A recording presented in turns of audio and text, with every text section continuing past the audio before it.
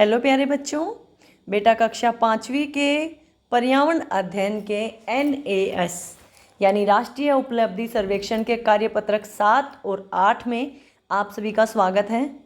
बेटा आज हम कार्यपत्रक 7 और 8 करेंगे, ठीक है। इससे पहले आपने कार्यपत्रक 1 से 6 तक कर लिए हैं। एक वीडियो में हम 2 कार्यपत्रक कर रहे हैं, ठीक है। और आपको बताना चाहूँगी आपकी परीक्षा की तिथि भी आ चुकी है। 12 नवंबर को आपका NAS का पेपर है, यानी राष्ट्रीय उपलब्धि सर्वेक्षण का पेपर 12 नवंबर को है। विद्यालय में ही पेपर होगा, जो आपको पढ़ाया गया है यही सिलेबस रहेगा, तो ध्यान से पेपर करना और अच्छे से तैयारी करना, ठीक है। आगे बढ़ने से पहले आप सभी से वही एक छोटी सी रिक्वेस्ट है, जो लोग मेरे चैनल पे नए हैं या आप लोग पहले से भी जुड़े हुए हैं और आपने अभी तक मेरे चैनल को सब्सक्राइब नहीं किया, तो प्लीज़ मेरे चैनल को सब्सक्राइब कर लीजिए। चलिए बेटा, अब बात करते हैं अपनी वर्कशीट की। देखिए इसमें आंसर्स दे रखे हैं। यहाँ पे मैं आपको जो ज़रूरी बातें हैं सिर्फ वो समझाऊंगी, ठीक है।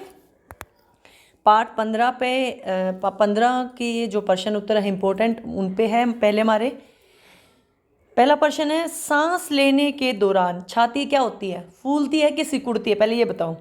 फूलती है बेटा। अगर आप चाहो तो लंबी लंबी सांसें लेके देखो, आपको ऐसा महसूस होगा जैसे कुछ धड़क रहा है, छाती ऊपर नीचे होगी, है ना। तो छाती फूलती है। दूसरा है, दिखाए गए चित्रों में कौन सा वाद्य यंत्र हवा में कंपन पर आधारित है, जिसमें हवा में कंपन होगी? ठीक है बेटा, ढोलक को बजाने से चारों तरफ कंपन जैसी आवाज आएगी। मतलब जैसे ढोलक बजेगा ना, तो साथ साथ आसपास कांपने लग जाता है, ठीक है। तीसरा प्रश्न है, गर्म हवा डैश की ओर बहती है, ठंडी हवा डैश की ओर बहती है। गर्म हवा ऊपर की ओर बहती है। गर्म हवा हल्की होती है इसलिए ऊपर की ओर बहती है। ठंडी हवा नीचे की तरफ बहती है क्योंकि वो भारी होती है। जो चीज़ भारी होगी वो नीचे आती है और जो चीज़ हल्की होगी वो ऊपर जाएगी। पानी भाप बन के ऊपर उड़ता है ना, तो बस यही समझ लीजिए, पानी हल्का होने के बाद भाप बनकर ऊपर उड़ता है, और जब ठंडा पानी हो या बारिश हो तो नीचे आती है ना। इसी तरह से ठंडी हवा नीचे आती है। तो आपका घ ऑप्शन है, गर्म हवा ऊपर की ओर बहती है और ठंडी हवा नीचे की ओर। रमन तेज गति से सीढ़ियां चलता है, उसकी सांस तेज तेज चलेगी, उसकी दिल की धड़कन तेज तेज चलेगी। कभी कभी करके देखो इसको, आप सीढ़ियाँ चढ़ के देखो तो आपको ऐसा लगेगा, या बहुत जोर तेज तेज चलोगे ना तो ऐसा लगेगा कि हमारी धड़कन बहुत तेज चल रही है, हमें महसूस होती है। तो अगर तेज गति से सीढ़ियाँ चढ़ता है तो उसकी धड़कन और सांस दोनों बढ़ जाएंगी। अगला है, व्यायाम और शारीरिक कार्य के दौरान हमारी ऑक्सीजन की आवश्यकता डैश होती है, बढ़ जाती है कि घट जाती है? बस इतना समझो। देखो बेटा, जैसे ही आप कोई काम करोगे, एक्सरसाइज करोगे, तो आपको ऑक्सीजन ज़्यादा चाहिए क्योंकि फेफड़े खुलते हैं उस टाइम पे, ठीक है। जब भी हम कोई भी जोर लगाने का काम करते हैं जिसमें हमारे शरीर की सभी अंग काम करते हैं, तो हमारे जो ऑक्सीजन है उसकी ज़रूरत बढ़ जाती है। अगला है 6, चित्रों में दिखाए गए वाद्य यंत्रों में से किस यंत्र से ठंडी हवा निकलती है? बांसुरी से बेटा। ठंडी हवा मतलब यही समझ लो, हवा तो इनमें से एक ही चीज़ में निकलेगी ना। बांसुरी को बजाते हैं उसमें से हवा निकलती है, ठीक है। डॉक्टर आपकी धड़कन मापने के लिए स्टेथोस्कोप का इस्तेमाल करते हैं, ये देखा आपने? जो एक आपने दोनों तरफ कान में लगा के फिर आपको धड़कन सुनते हैं आपके दिल की, है ना। इसको बोलते हैं स्टेथोस्कोप। अगला है, सर्दियों में चश्मे की सतह हवा में उपस्थित किसके कारण? नमी के कारण। आपने कभी ऐसा किया है कि चश्मे गंदे हो गए हैं और आपने ऐसे मुंह से बोल के या उस पर थोड़ी भाप लगाने की कोशिश की हो? होता है ना। ऐसे ही सर्दियों में चश्मे पर धुंध सी जम जाती है, वो किसके कारण होती है बेटा? नमी के कारण। अब आ गया पार्ट 16 आपका, कौन करेगा यह काम? उसमें से है ये प्रश्न। सभी काम समान रूप से महत्वपूर्ण है, इसका मतलब क्या है? सभी काम का मतलब सभी काम जरूरी हैं, ये समझ लो। कोई ये सोचे कि भाई ये काम मम्मी का है तो ये ज़रूरी नहीं है, ये काम पापा का है तो ज़रूरी नहीं है, ये बच्चे नहीं कर सकते। सभी काम जरूरी हैं और उनको सभी लोग कर सकते हैं। सभी कामों का समान महत्व है। ग ऑप्शन, सभी कामों का समान महत्व है। काम के आधार पर भेदभाव एक कैसा मुद्दा है? सामाजिक मुद्दा है। सामाजिक क्यों? क्योंकि ये समाज में सभी के साथ होता है, इसलिए सामाजिक है। धर्म के आधार पर थोड़ी हो रहा है ये काम, और ये जाति के आधार पर भी नहीं हो रहा। ये धर्म के आधार पर, जाति के आधार पर ना होकर समाज में लोगों के साथ होता है कि जिसका जैसा काम होता है उस हिसाब से उसके वेतन मिलता है। तो ये एक सामाजिक मुद्दा है। पुराने समय में, वर्तमान में ऐसा नहीं है। व्यवसाय डैश से सीधे संबंधित था, जाति से संबंधित था। ऐसा आज के टाइम में नहीं है। मतलब देखो, जो सफाई का काम था वो नीची जाति के लोग ही करते थे, लेकिन ऐसा नहीं है। आज के समय में सामान्य जाति के लोग भी सफाई का काम करते हैं और नीची जाति के लोग बड़े बड़े ऑफिस में बड़े बड़े पोस्टों पर काम कर रहे हैं। पहले ऐसा था, जाति के आधार पर उनको काम मिलता था। खुले में शौच से मुक्ति अभियान किससे संबंधित है? शौचालय से संबंधित है भाई। खुले में शौच नहीं करना, घर में शौचालय का निर्माण करवाओ, ठीक है, ये इससे संबंधित है। शौचालयों का निर्माण या खुले में शौच न करने से संबंधित है। गांधी जी और उनके साथियों ने सफाई का काम शुरू किया क्योंकि वो सभी कामों को एक समान भाव से देखते थे। गांधी जी ये नहीं कहते थे कि ये सफाई का काम है तो इसको छोटी जाति के लोग करेंगे, ये अच्छा काम है तो इसको बड़ी जाति के लोग करेंगे, या इसको बड़ी जाति के लोग नहीं करेंगे। वो ये मानते थे सभी काम जरूरी हैं, और जो मल उठाना या गंदगी उठाना ये सिर्फ नीची जाति के लोगों का काम नहीं है, ये सभी का काम है। तो वो सभी कामों को समान भाव से देखते थे, सभी कामों को आदर से देखते थे। ठीक है। अगला है, पिछले कुछ वर्षों में समाचार पत्रों में यह खबर आई कि कुछ सफाई कर्मियों की सीवर की सफाई के दौरान मृत्यु हो गई। इसका कारण क्या है? इसका कारण क्या है बेटा? जब सीवर ढका होता है ना तो उसके अंदर बहुत गंदी बदबू आती है। आपने देखा कभी? तो वो जो बदबू है वो एक प्रकार की गैस है। तो जो लोग सीवर की सफाई करते हैं वो जब उसकी सफाई करने के लिए अंदर जाते हैं तो जो जहरीली गैस है उसके कारण उनका दम घुट जाता है और उनकी मृत्यु हो जाती है। ठीक है। तो यहाँ पे है गटर में डूबना, दम घुटना, कूड़े कचरे का गिरना, दम घुटने के कारण। और दम घुटता है जहरीली गैस जो सीवर के अंदर होती है। अगला प्रश्न है, रीचा के घर में चोरी हो गई, वह इसकी रिपोर्ट के लिए कहाँ जाएगी? पुलिस के पास जाएगी। पुलिस थाना, पुलिस के पास। ठीक है। यहाँ पे आपका कार्यपत्रक 7 पूरा हो गया है।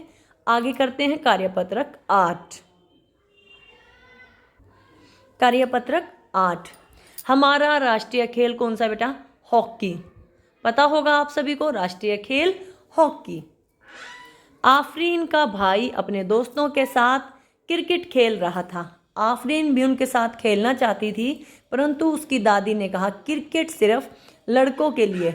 आज के संदर्भ में स्थिति के लिए सही कथन का चुनाव कीजिए।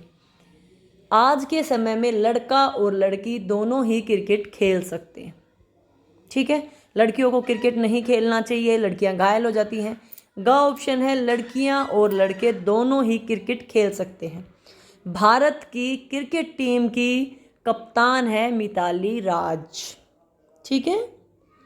अगला है, सही कथन का चुनाव किए। लड़कियां और लड़कों के अधिकार समान है। बिल्कुल ठीक है। समाज में लड़कों का सामाजिक दर्जा ऊंचा है। समाज में है भाई। ठीक है। लेकिन कानून की दृष्टि में नहीं है। लड़के व लड़कियां दोनों को आधुनिक समाज में सम्मान है। बिल्कुल। जो सामाजिक दर्जे की बात है ये लोगों की सोच है, और लड़का और लड़की दोनों को समान इज्जत मिलती है आज के समय में कानून की नज़र में। ठीक है। तो पहला और तीसरा कथन ठीक है। ठीक है। तो आपका ग ऑप्शन है पहला और तीसरा। अगला है, लड़कियों एवं लड़कों को डैश के अवसर मिलने में समान अवसर देना चाहिए। हर काम में उनको समान अवसर देने चाहिए।